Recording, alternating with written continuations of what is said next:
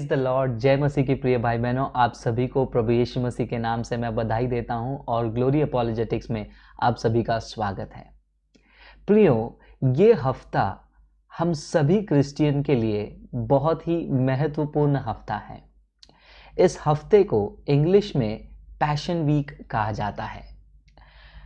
आने वाले शुक्रवार को हम एक ऐतिहासिक घटने को, एक ऐतिहासिक दिन को स्मरण करने वाले हैं और लोगों को याद दिलाने वाले हैं।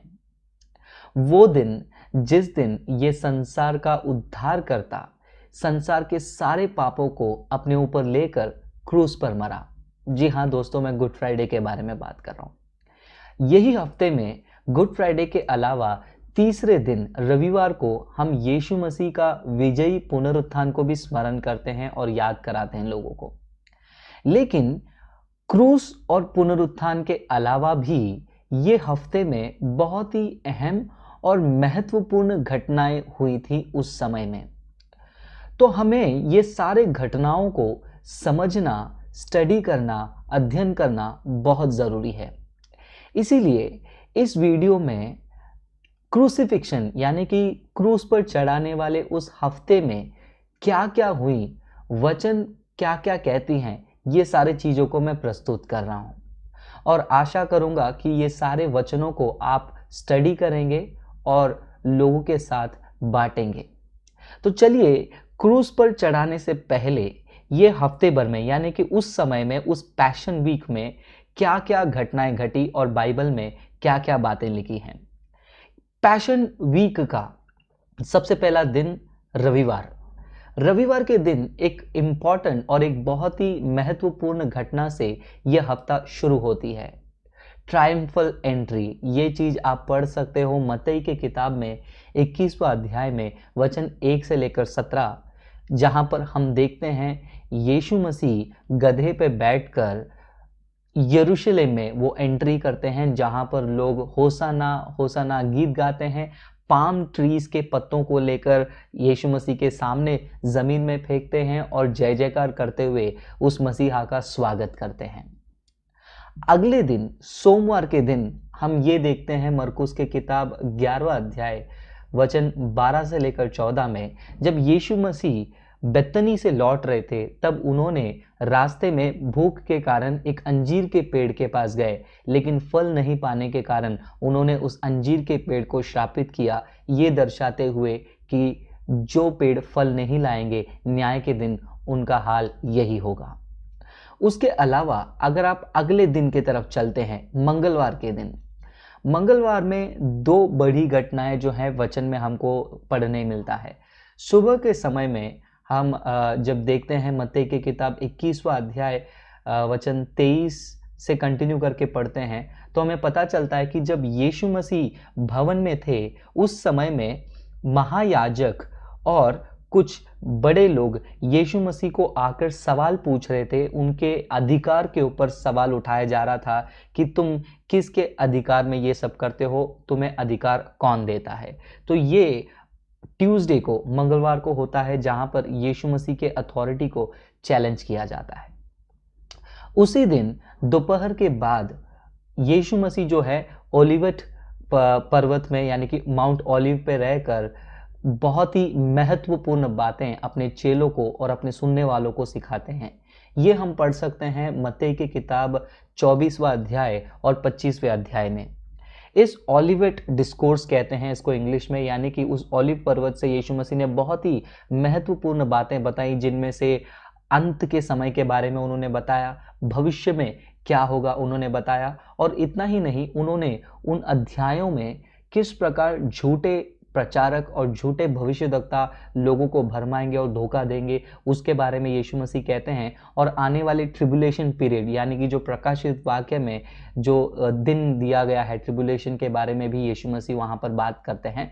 और उसके अलावा यरूशलेम का भवन का विनाश के बारे में भी एक इम्पॉर्टेंट टॉपिक जो यीशु मसीह वहाँ पर बातें करते हैं। और 70वीं ईस्वी में यानी कि 70 AD में रोमियो के द्वारा उस यरूशलेम भवन का विनाश का भविष्यवाणी भी पूरा होता है, ये हम देखते हैं। तो ओलिवेट माउंट ओलिव में ये सारी बातें जो हैं यीशु मसीह ट्यूसडे के समय में दोपहर के बाद उनके लोगों के साथ बांटते हैं और बताते हैं। अगले दिन क्या हुआ? बुधवार के दिन एक बहुत ही मुख्य घटना हुई जहां से क्रूज का वो यात्रा प्रॉपरली शुरू हुआ, हम कह सकते हैं। बुधवार के दिन सुबह के समय में मत्ती की किताब 26वां अध्याय अगर वचन 1 से लेकर अगर आप 5 तक पढ़ते हैं, वहां पर हमें पता चलता है कि किस प्रकार यीशु मसीह को पकड़ना है, उसका चाल रचा जा रहा है, वो प्लान बनाया जा रहा है, किस प्रकार यीशु मसीह को बीट्रे करना है, धोखा देकर पकड़वाना है। ये सारी प्लानिंग जो है उस समय में बुधवार को हुई, ये हमें वचन के आधार पर समझ में आता है। उसके अलावा गुरुवार के दिन क्या हुआ अगर हम देखेंगे, गुरुवार का जो है बहुत ही महत्वपूर्ण दिन है पूरे पैशन वीक में, क्योंकि उसी गुरुवार के दिन अगर आप दोपहर के बाद वाला घटना पढ़ना चाहेंगे, आप यूहन्ना के किताब 13वां अध्याय में पढ़ सकते हैं, जिसको लास्ट सपर कहा जाता है, यानी कि आखिरी भोजन, प्रभु भोजन, जिसको आज हम स्मरण करते हैं। वो आप यूहन्ना के किताब 13 अध्याय में पढ़ सकते हो, जहाँ पर यीशु मसीह चेलों के साथ मिलकर वो अपने रोटी को तोड़कर द्राक्ष रस को लेकर अपने शरीर के रूप में, अपने लहू के रूप में उनके बलिदान को स्मरण करने हेतु वो चीज़ों को वहाँ पर वो कर रहे हैं और करने के लिए कहते हैं। उसके अलावा उसी लास्ट सपर के साथ साथ हमें एक और चीज़ देखने मिलता है, जो कि ऊपर वाले कमरे की घटना। ऊपर वाले कमरे के घटना में यीशु मसीह अपने चेलों के साथ बहुत ही इम्पॉर्टेंट और बहुत ही महत्वपूर्ण बातें करते हैं और बहुत ही महत्वपूर्ण शिक्षा को वो देते हैं। और ये बातें आप यूहन्ना की किताब में 13वां अध्याय से लेकर 17वां वचन तक आप 13वां अध्याय से लेकर 17वां अध्याय तक आप पढ़ सकते हैं।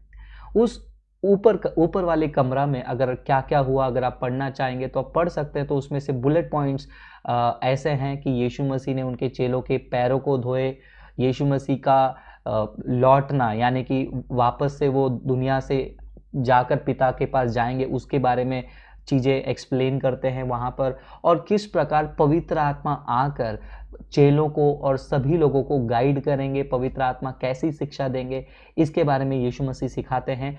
फल देना एक मसीह के लिए कितना ज़रूरी है और यीशु मसीह के आज्ञा को पालन करना कितना ज़रूरी है, ये सारी बातें जो है वो दिन में गुरुवार के उस ऊपर वाले कमरा में हुआ था।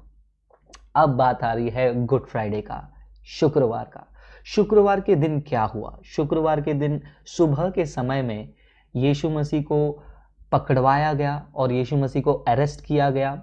ये घटना आप पढ़ सकते हैं मत्ती की किताब 26वां अध्याय वचन 47 से लेकर 47 से लेकर 56-57 ये वचन तक आप पढ़ सकते हैं। उसी शुक्रवार के समय में हम देखते हैं सुबह के समय में यीशु मसीह को पकड़ कर लेकर जाने के बाद उनको सनहेदरीन में खड़ा किया जाता है। फिर उसके बाद उनको हेरोदेस के पास ले आया जाता है। फिर उसके बाद उनको पिलातुस के पास लेकर जाया जाता है। ये सारी घटनाएं आप पढ़ सकते हैं मत्ती की किताब 26वां अध्याय वचन 57 से लेकर आप पढ़ सकते हैं, और मत्ती की किताब 27वां अध्याय 26वें वचन में आप पढ़ सकते हैं। लूका की किताब 23वां अध्याय वचन 6 से लेकर 12 में आप ये सारे घटनाओं को पढ़ सकते हैं, किस प्रकार यीशु मसीह को प्रस्तुत किया जा रहा था हेरोद, पिलातुस और सनहेदरीन उस कोर्ट में।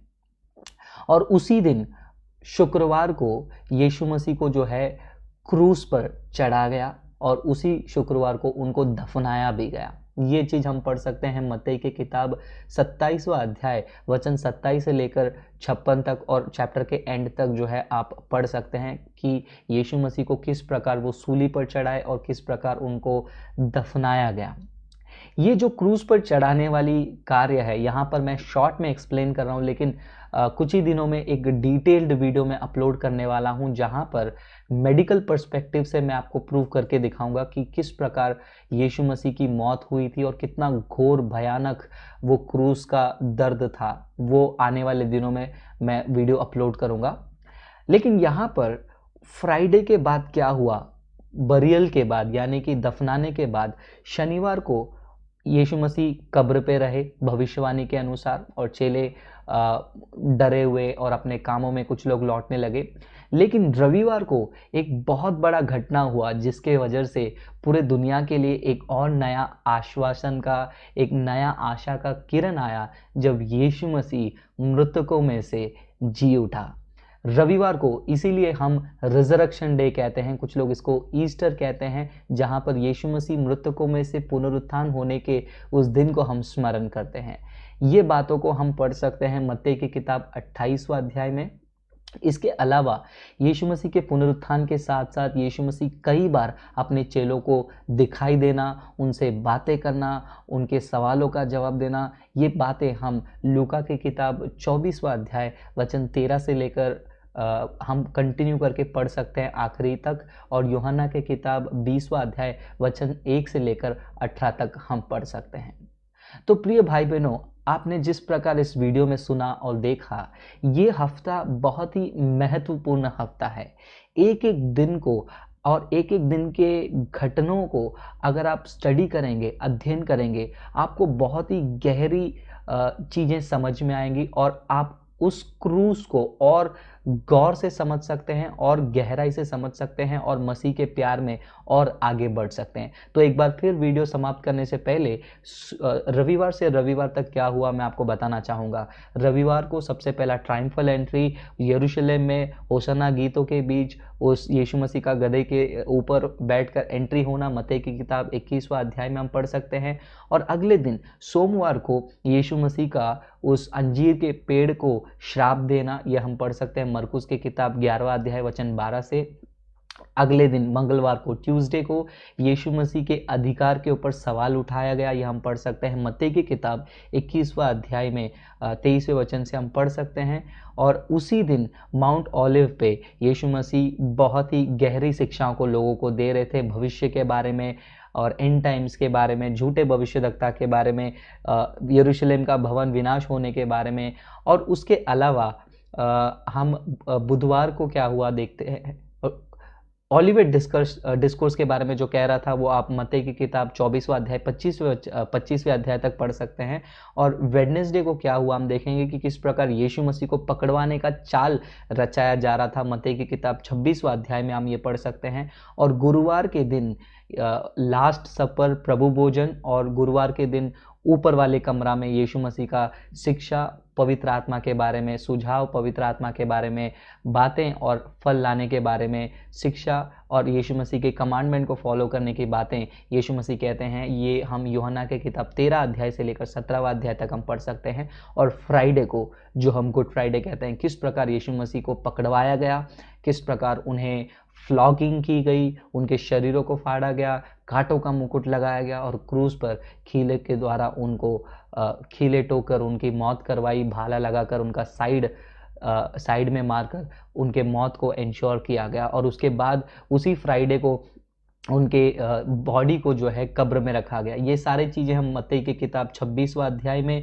लूका की किताब 23वां अध्याय में, मत्ती की किताब 27वां अध्याय में भी ये सारे बातें हम पढ़ सकते हैं। और उसके अलावा शनिवार को यीशु मसीह कब्र में थे और रविवार को पुनरुत्थान, और पुनरुत्थान के बाद बहुत सारे लोगों को दिखाई देना। ये सारी चीज़ें आप मत्ती 28, लूका 24वां अध्याय, यूहन्ना 20वां अध्याय में हम पढ़ सकते हैं।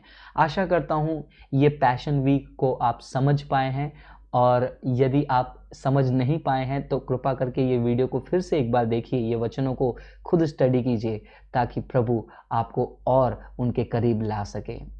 आशा करता हूँ ये वीडियो आपको अच्छा लगा होगा, सीखने मिला होगा। यदि हाँ तो ज़रूर अपने कलीसिया वालों के साथ, अपने भाई बहनों के साथ, परिवार वालों के साथ शेयर करें ताकि वो भी सीक्वेंस को समझ सके, क्योंकि हम सिर्फ गुड फ्राइडे देखकर चले जाते हैं लेकिन गुड फ्राइडे किस सीक्वेंस में आई है वो हमें पता नहीं चलता है। तो इस वीडियो के द्वारा हमने प्रस्तुत किया है परमेश्वर की महिमा के लिए, आपके स्टडी के लिए।